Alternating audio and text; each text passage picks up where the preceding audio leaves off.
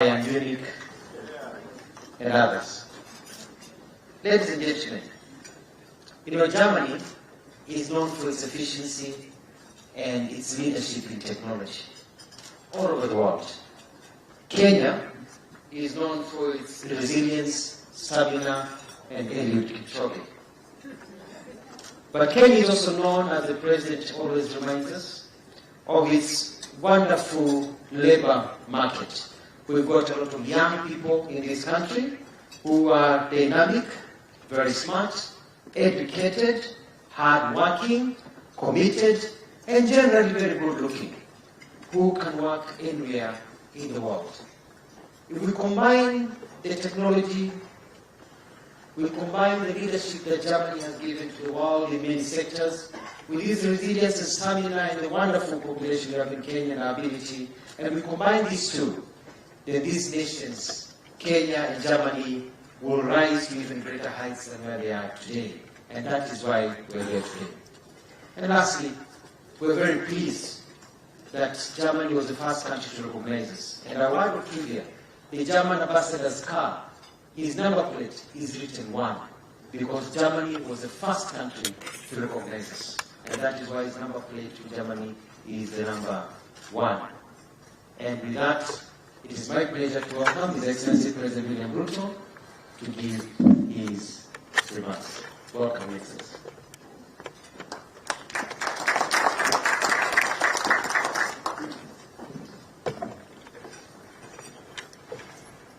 Thank you very much, Alfred. And ladies and gentlemen, thank you very much for gracing our lunch. And allow me to express once more what a delightful privilege it has been to receive and host you and your entire delegation, Your Excellency, in the city of Nairobi. It is my wish that you have enjoyed your stay and that our hospitality, the charm of our country, beauty of its attractions, and the warmth in the hearts of our people have all done credit to our national heritage and offered you a glimpse of magical Kenya. Just to tell you, Your Excellency, apart from what you see, Kenya is very well known for the wildlife migration, which is almost the 8th wonder of the world. And we have actually a multiple migration of wildebeest in Masai Mara and whales in Kilifi in the Indian Ocean. There is normally a migration there as well.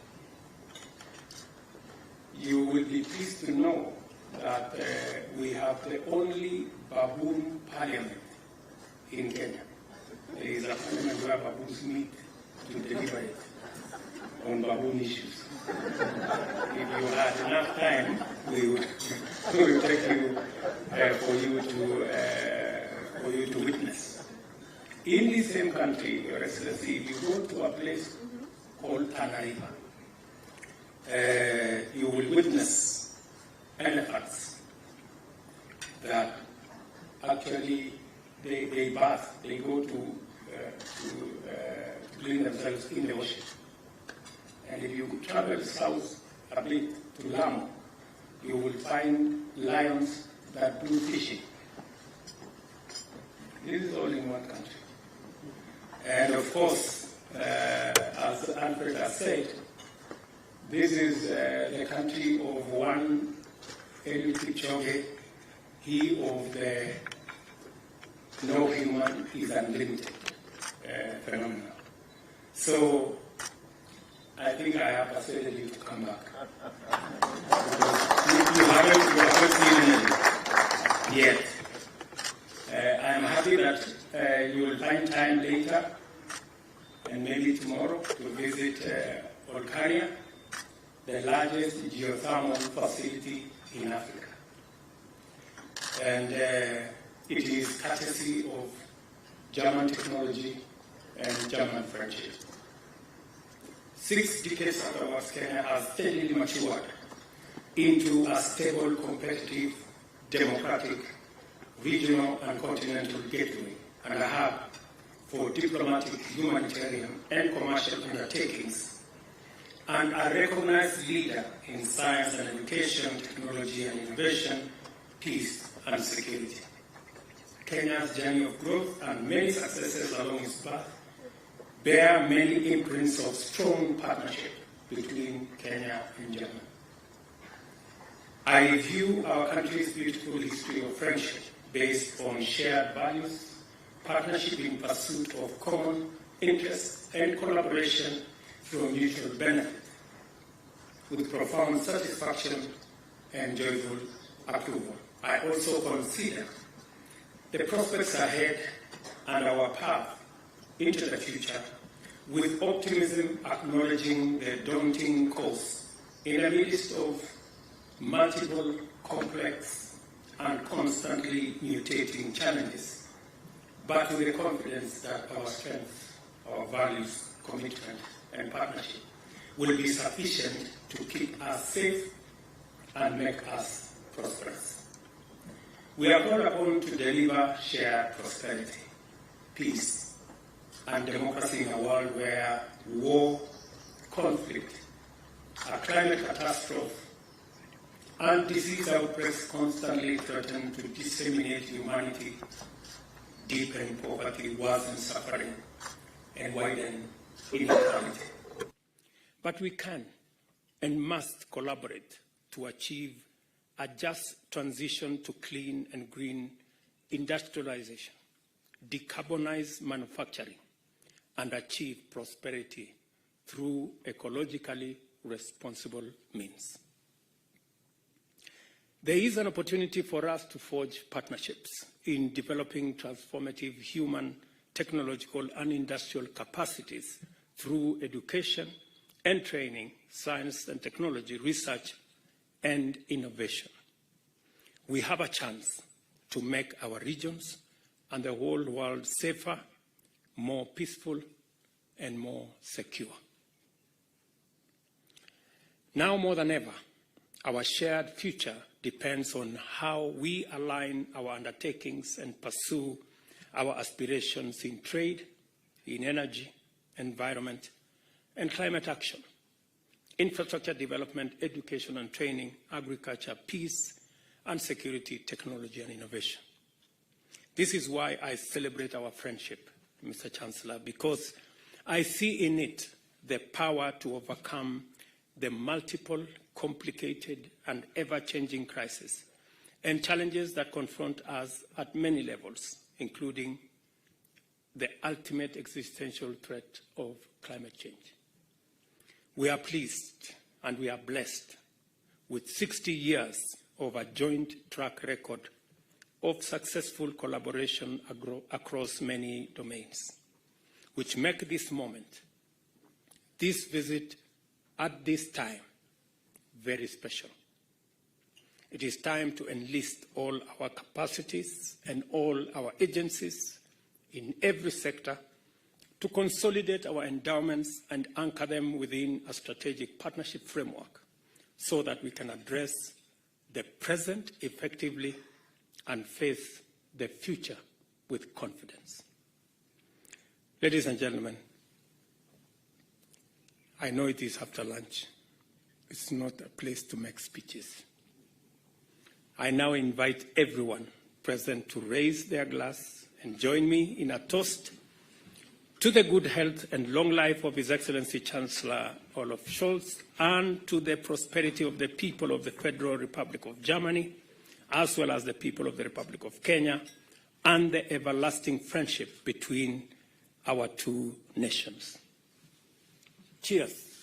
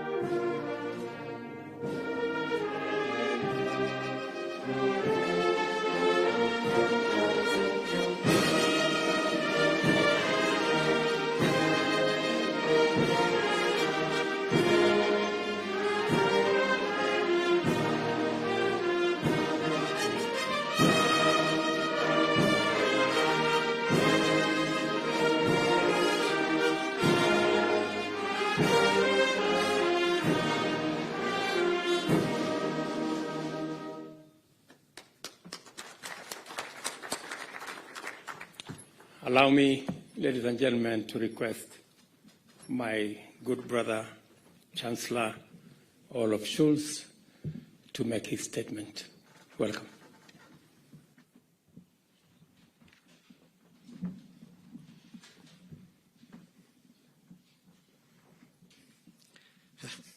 Habari gani?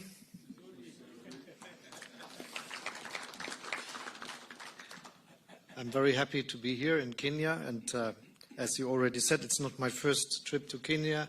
I was here as a tourist, and now it's the first official visit to Kenya, and I'm very pleased to be here. But I have to admit that when I was here as a tourist, I never visited lions fishing, and I never visited elephants bathing in the sea. But I'm really willing to have this chance in my life, and this would be a very good experience. And the one time I had the chance to look at the animals and the landscape, it was something that impressed me very much, because it gave me the idea of peace in a way. And I felt that if this would be Christmas time, though it was in summer, but it was something that will live with me for a long time, and so I will be back also for official visits, but also as a tourist again. But I think we are really cooperating as friends, which is very important for all of us. And it is something that is not just because we have this long-standing relationship, and it is not just because we were the first to be your diplomatic partner after becoming independent. It is because it is something which we have in common, and this is also the understanding of democracy, and that the people rule the country, and that the rule of law is of importance for the life we are having. And looking around, we really see that it is something we experience, that those countries that have a democratic tradition are much more peaceful as those who have a lot of difficulties to do and always have to look outside for solving problems they have in interior politics. As I said before, I'm really appreciating what Kenya is doing and helping solving conflicts all around. It is a very difficult task in these times, and it sometimes seems as if one conflict is looking to be solved, the next one is to come, but that you are constantly referring to your task and that you are doing it is something we admire very much, and it's very, very good that you do this. We are willing to work together, as you said, in the questions that are tackling us. One of them is obviously how we fight against climate change. My view is that this is one of the biggest tasks of mankind, and in the midst of this century, we must succeed. In case of Germany, we try to be CO2 neutral in 2045. Some other countries say it will be 50, some say 60, but this is the latest what we should reach. And so to work together is a big goal for all of us. Sometimes in my country, people ask, why you are doing this? What is the reason? We are just 2% of world emissions. But I tell them we are not 2% of world population. And I also say to them that we have a special task and a ability which is important for Germany. We have the engineers, we have the companies, we have the technology that is necessary for getting what is we are aiming for, becoming a world that is living and doing business CO2 neutral, climate friendly, but which is also solving the problem that many people in the world still face, that they are looking for a better, good income, that they are looking for how to feed their children, how they can educate them. So there is big growth. There's a lot of growth necessary to many parts of the world. And I'm absolutely sure that we should aim that the way of living, for instance, people in Germany have, should be a way of living others in the world can have also, but without harming climate. And if we are successful with this, this would be really the part we can support from Germany very, very much. And this is also a reason why we are good in accelerating our technologies and our investment into climate-friendly activities, because doing so, we are developing scales, making things cheaper so that they can be used all over the world. In this way, we are really willing to partner with Kenya that is really leading, for instance, when it goes about using geothermal possibilities of your country and for using and for producing hydrogen. And I'm also pleased very much that you are thinking about how we can produce fertilizers, especially green fertilizers. One of the things we learned in the last year much more is that there are not enough countries producing fertilizers, and that many countries, whole continents, depend on the delivery from some very few countries. And if we want to do something good to the world, we just enlarge the number of countries that are able to do this, and if Kenya would be one of them, it would be very, very good. Let me say I not just appreciate very much what you say about your activities all around with all the conflicts and the new one in Sudan. I really appreciate your clear voice in saying that revisionist policies are not good wherever they are taking part and taking place. And this is why I think it is necessary that we say that what Russia is doing with its aggression against Ukraine is a threat to peace and security, not just in Europe, but in the whole world. And we cannot accept that someone feeling strong enough is just thinking that he could take parts of the territory of his neighbor and just doing it as it was done for centuries. But it is one of the advantages of our time that we agreed in the United Nations that this should not be the case. And we are very much willing to help all the countries that suffer from this war and from the outcomes of this, and we are very much working to make peace a possibility and support the Ukrainians. Thank you for your activities. We will have a lot of fields for partnership. You spoke about workforce and things like that, but that's not the only one. Thank you for inviting us. I'm very happy that I can be part of this long-standing relationship, and the two of us and our countries will work together to have a very strategic cooperation in our relationship. Thank you, and thank you for all you do.